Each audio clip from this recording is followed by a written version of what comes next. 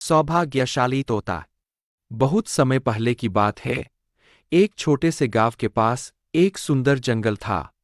उस जंगल में तरह तरह के पक्षी और जानवर रहते थे। उन्हीं पक्षियों में एक अनोखा तोता भी रहता था, जिसका नाम चिरकू था। चिरकू को लोग सौभाग्यशाली तोता के नाम से जानते थे, क्योंकि जहां भी वह जाता, वहां कोई न कोई चमत्कार हो जाता या किसी की किस्मत बदल जाती।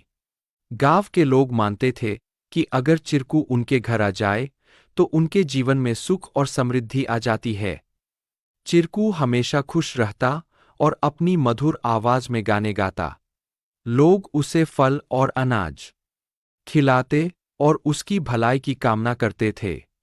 चिरकू भी गांव के लोगों से बहुत प्यार करता था और जहां भी जाता, खुशियां बांटता। एक दिन गांव में एक गरीब किसान, जिसका नाम रघु था, बहुत परेशान था। उसकी फसलें बर्बाद हो गई थीं और उसके पास खाने को भी कुछ नहीं था। वह दिनरात मेहनत करता, लेकिन किस्मत उसका साथ नहीं दे रही थी। एक दिन रघु ने गांव के लोगों से चिरकू के बारे में सुना और सोचा कि शायद यह सौभाग्यशाली तोता उसकी भी मदद कर सकता है। रघु ने तय किया कि वह चिरकू से मिलकर अपनी किस्मत बदलने की विनती करेगा। अगले दिन वह जंगल की ओर चल पड़ा और चिरकू को खोजने लगा।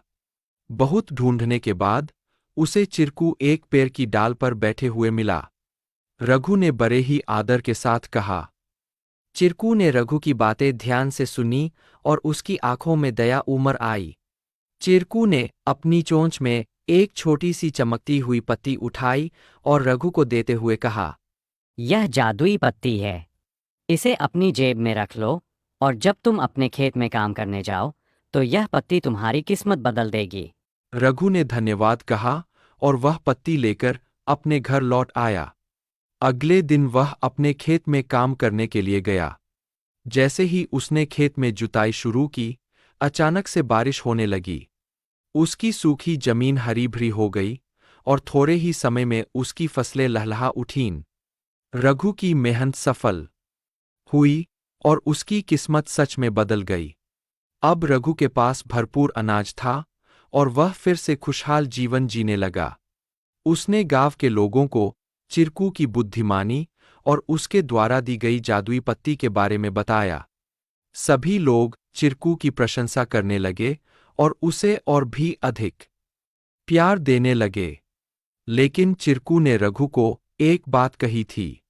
याद रखना, यह पत्ती सिर्फ तुम्हारी मेहनत का साथ देगी।